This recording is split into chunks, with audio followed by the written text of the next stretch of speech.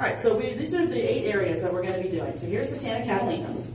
And I have sort of been talking with the Forest Service about where exactly we should go. I have 2 routes on Mount Lemon right now proposed. This could change, so don't quote me on this. But this is what we have right now, is 2 routes on Mount Lemon, Romero Canyon, Canyon de Oro on the west side of the Catalinas, because I do have folks who live out there. It'd be perfect for them. And we're thinking Sabina Canyon. And then I have some backups as Pima Canyon and Ventana Canyon. So we are, another thing that the Forest Service and I have talked about is we want to have a variety of different types of habitats that we surveyed this summer, so we can really start to draw some conclusions. Maybe Sabino, I am sure we'll find them in Sabino Canyon. That is a lush willow cottonwood corridor. They're going to be in there. Water does flow pretty regularly in there. That's classic Western Yellow-billed Cuckoo habitat. It should be there. But all the other areas are less classic, so we'll get a nice comparison. Have you considered the Cienega down south by Empire Ranch? Part of the problem is that's not Forest Service land. It has to be in the Coronado. This is right. There's some great areas that we're not going to because it needs to be on Coronado National Forest land. Okay, so the Santa Ritas. I'm thinking we're doing 2 in Madera. We're going to do Lower Madera and Upper Madera. And Montosa Canyon, Chino Canyon, and Florida Canyon. They have been reported pretty regularly in Florida. But part of the reason I think people don't find cuckoos in some of these areas, at least on eBird, is who's going to go there in July and August? OMG, right? Who's going to do that? So we'll be doing those 5 areas. And the Santa Ritas, and I have some backups too. Big Casablanca Canyon. Oh, right, Cave Creek and what's the other one? Gardner. Yeah, Gardner and Cave Creek are also quite lush. I would think they'd be in there. So those are going to be dependent if I can talk to anybody anyway over there. Atascosa Highlands. This is an area that has been interesting because we do find trogons in here. Quite a lot of trogons. There is some good riparian habitat in here. This is low elevation. This is considered like a sort of sky island. It's pretty low elevation. But these canyons are so deep that they do collect a lot of water and they're pretty shady. And we do find trogons, so I'm pretty confident we'll find cuckoos too. So the areas we're going to be looking is the actual Peñablanca Lake itself. I found a parent feeding a fledgling there last summer, right on the trail that goes around the lake. So that'll be one of our routes. Peñablanca Canyon, which is just south of the lake. It's a beautiful canyon. We had, I think, 2 pairs plus 2 male trogons there earlier in the summer. So it's a really nice canyon. And then Sycamore Canyon has been also a really lush area. Corral Canyon further north, and then Aravaca Lake. The Forest Service especially wants us to check out because there's been reports there, but no one's really gotten actual data from there. So that'll be a really interesting one. This one's just a straight shot down the 19. A lot of people like to sometimes go buried in this area, especially around the Peñablanca Lake. So you really can, a lot of these areas too, I'm trying to make them so that we can drive down there the morning of very early because it makes it logistically easier for people. Okay. The Whetstone Mountains. This is the one that is giving me a little bit of heartburn because access is a real issue here because people hardly ever go in here. Where are they? They're near Bisbee. Not Bisbee, what am I saying? They're near Benson. So if you've been to Karchner, those mountains that are right behind Karchner Caverns, those are the Whetstones. You pass them on when you take the 90 south. So this is an interesting area. French Joe Canyon got a lot of play for a while as the rufous cap warbler spot. So birders tend to be aware of French Joe Canyon, and we will be surveying that area. It's really quite nice in there.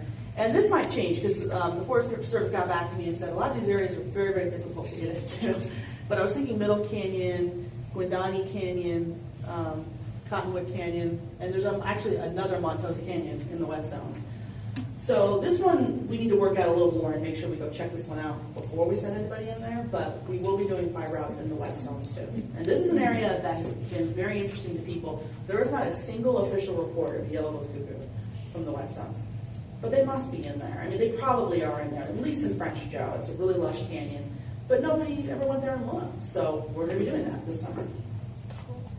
So the Canelo Hills, has anyone ever heard of the Canelo Hills? They are. They're right off the San Rafael grasslands, kind of coming right up on the west side of the Huachucas. So this is another low elevation area, but we do think they're going to be in there. And so we're definitely going to be, I had never heard of these canyons. I've never birded in the Canelos. A lot of rock climbers go there. So people do like this area, and some people have told me that the birding's quite good, but it comes right up to the Huachucas. You see, it says the word Huachuca over there. So Brushy Canyon, Turkey Canyon, or Turkey Creek, Middle Canyon, Pauline Canyon, Western Canyon, and Lampshire Canyon we're thinking about doing. But that could change. The whetstones and the Canellas are especially, they're the least developed. There's really hardly any trails. There's really even not that many Forest Service roads out there. So these are like the most wild of our two areas. And then the Huachucas, good old Huachucas. So these areas are going to sound a lot more familiar. We'll be doing Ramsey Canyon, past the TNC property, above the TNC property. Carr Canyon, there have been quite a few cuckoo reports from Carr, Lower Carr. Miller Canyon, Hunter Canyon. Has anyone ever been in Hunter Canyon? There's no sign, but it's a really nice little canyon. I've been in there. It got severely burned, which is during the fire a few years ago, which is one of the reasons we're specifically doing Hunter, to see, because there is some nice small oaks. There's a nice drainage in there with water, and Rufous cap warblers are being seen there this year, so some people are going in there anyway. But there's some good vegetation there, but the entire hillsides are just toast, matchsticks. So we'll see, it'll be interesting to see if we find any cuckoos in there. Ash Canyon's a backup, and then I'm thinking of doing Scotia and Sunnyside on the other side of the Huachucas, which are just beautiful canyons. So we'll probably do those when we're doing the Canoa Hills, because it's right in the same area. Chiricahua Mountains. I've recruited some locals to do this one. I'm not sending some people all the way out there. So I have some local folks, because a lot of birders have retired out there, to do some of these routes in the Chiricahuas, and they're pretty much where you would expect them to be. They're up Cave Creek, which is where everybody goes birding. So we're doing one, I'm thinking of putting two in South Fork, mainly because the road has been closed, so then someone can do the road, and then someone can do where the road ends up the trail. Put two routes there. Turkey Creek, which is higher in elevation, that's almost probably too high in elevation, but we'll see. We'll do that route, so then we'll know if they do go up that high, hopefully. Herb Martyr, which is right above the research station, if anyone has ever been there. I suspect they're going to be in there. And I did have a cuckoo report from South Fork last summer. So I'm reasonably sure that we could find them there. It's entirely possible. And then Rucker, way on the other side. I have a birder who lives there, who lives right at the base of Rucker. Cool. So phenomenal canyon. There's always lots of trogons in there. So I do think it would be a nice, lush habitat, very adequate for cuckoos. And then one of my backups was Pinery Canyon. Anyone ever taken that route? You could drive from Wilcox, go through Pinery Canyon, and you go up over on the side, one down the other side of the Chiricahuas. It's a nice drive. But Lower Pinery, I was just there, and it looked perfect for cuckoos. So mixed with oaks and sycamores. But yeah, I think it's going to be a nice area. Okay, so the surveys themselves. I had thought about doing this outside, but I think that's a horrible idea considering it's 100 degrees outside. So this is a reasonably simple protocol. The more complex stuff is what we're going to talk about after, and that's the actual detecting of the cuckoos. It's kind of a little more complex than the actual survey protocol. So we'll just sort of talk about it and maybe mime it a little bit, but I think this is reasonably simple, and the protocols I handed out goes over this quite well. But cuckoo surveys have a fixed point. So has anyone here never heard the term transect? Okay. Everyone's heard of a transect? But we're going to talk about this just briefly, just in case. So there's many different types of bird surveys. There's point counts, where you stand on a point and then record the birds all around you, so that's a measure of time. There's census surveys where you just go to a lake and count all the birds on it, so that's kind of like an area survey. And then there's transect surveys, where you literally are walking through habitat, recording all the birds you see and hear as you move through a habitat. You do not have to go completely straight. Many transects will sort of bend and curve and follow a creek bed or follow a trail. But the point of a transect point is that, or survey, is that you are moving forward. You're not looking behind, you're not wandering around an area. You are moving in one direction through habitat, recording all the birds or whatever you're looking for that you detect. These cuckoo surveys are loosely based on the transect idea, but they're mixing point counts in there too. So what they're doing is there's a fixed start point. You start at that point, and most people will usually play the cuckoo call, because these are callback surveys. Cuckoos are extremely shy and sneaky, but they will pretty reliably either call or at least come in and check out what's going on if you play a cuckoo call. So this has been this is why there's permits involved, because we are playing cuckoo sounds. and I am permitted. And it is an endangered species, and we're disturbing it, and that's why you need a permit. Anyway, so you play the call 5 times. This audio file has been provided by the U.S. Fish and Wildlife Service. They want people to use a specific audio track. So they have it, and I think they have it looped so that it's just one audio file and it plays 5 times automatically. So it'll play, there's a minute of silence, it'll play for about 15 seconds, a minute of silence, and it does that 5 total times. So that is your timed point count survey. So you kind of stand on your start point, you have your speaker and your MP3 player, you play the track, it'll play over 5 times, and you and your partner, or even if there's 3 of you, you need to be like, looking. Because I'm serious, because they're sneaky. Sometimes they'll call and they're quite loud, but when they're not calling, they'll come in and they'll like be in the trees looking down at you. And you really do have to be really, like, you guys need to both be looking in different directions type thing, because they are sneaky. So if you don't get a response, it plays through 5 times, maybe look around for a minute, and if nothing happens, then you're going to travel up that transect 100 meters. Okay, so it doesn't have to be an exact straight line. It can be 100 meters, curving, but 100 meters, and then you're going to play it again. If you don't get a response, you're going to play it again. You're going to go 100 meters and do it again. If you do get a response, then you need to write down all the information, what you saw, what happened, what was going on, and then you go 300 and do it again. If you detect a bird again after 300 meters, you need to be extremely suspect of that bird. Because they have this behavior where they will actually, especially the males, will follow a person out of their habitat, out of their territory. So if it's calling from the direction, if you hear it again after 300 meters, you hear another cuckoo, or you hear a cuckoo 300 meters away, and it's coming from the same direction you just came from, it can easily be the same bird. So you really kind of have to be careful. And it doesn't always happen. I've had it where you go 300 meters and you don't get anything, because they just stayed back there. But you really want to be very aware of if the bird is, at least try to be aware if the bird is following you, or if it's calling from a direction that seems like it could be the same guy, or if it's calling from a totally different direction. Like, well, that's got to be a different bird. So you really want to keep all that in mind when you're doing data. Okay, so the point of this is that the points are not fixed, because it depends very much on what's happening today while you're out there. All the different points you do are not going to be the same when you go back in 2 weeks and do it again. Because let's say you get a bird right off the bat, the first time you do it, oh great, we got to go 300 meters and do it again. But then you do it 2 weeks later and you don't get a bird on that first point, then you're only going to go 100. So because of that, they can be different.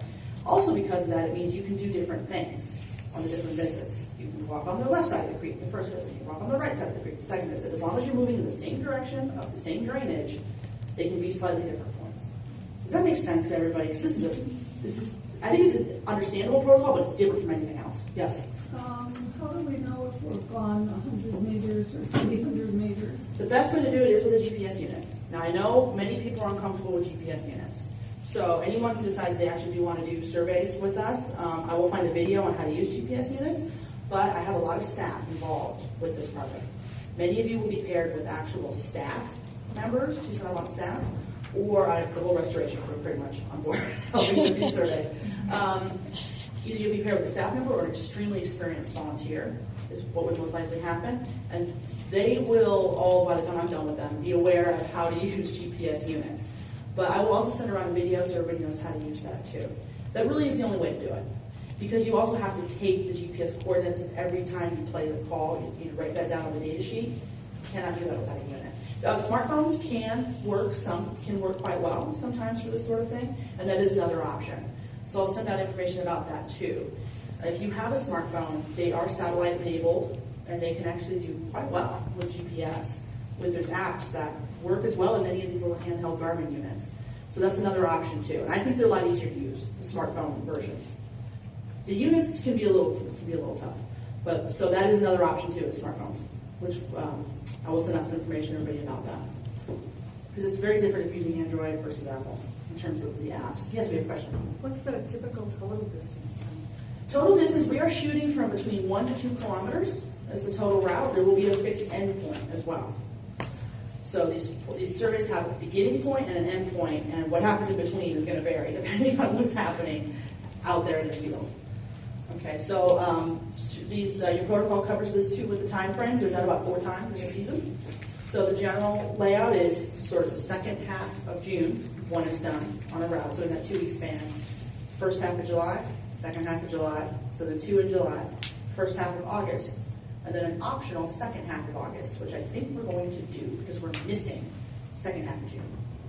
And the reason this is happening is because there is an official U.S. Fish and Wildlife Service workshop on doing cuckoo surveys that I am attending along with a lot of Tucson Audubon staff attending tomorrow, and you cannot survey until after that workshop. So we're missing the second half of June. So because of that, we're probably going to do that optional 5th survey. So for us, it'll be 4 surveys. I think it should have What been time anyway. in the morning does it start? You can start as soon as, how they put it is as soon as it is safe to Good. walk. We will start these surveys early because it's hot. You want to get out of there before 10, Yeah. well before 10 if you can. And plus the cuckoos are just more active early in the morning. When we did these in the San Pedro, we were down at the river by 4:30 I think sometimes. So we may not get to like the San Pedro's quite that early, but we will be there early to do these surveys extremely very early. Like with the dawn, we will be there. So the cuckoos are out before the sun rises? They could be active maybe near their nesting tree before sunrise. I'd be calling to each other, but I wouldn't think they'd actually be moving around foraging until they can see, until it's light enough to see. Okay. For them. These are big birds. They're not going to fly around without being able to see what they're doing. And then there's also a habitat assessment component, which we talked about a little bit already, where the Forest Service is extremely interested in the idea of trying to link habitat to cuckoo presence in these higher elevation, non-permanent water kind of habitats. So we'll have a data sheet for that. All right, so detecting cuckoos. This is one of the trickiest parts of the survey. This is what I especially want to talk to you guys about, is cuckoos are tough. And I never would have thought that too strongly until I actually went out and did a couple years of surveying. And they can be very, very hard to detect correctly.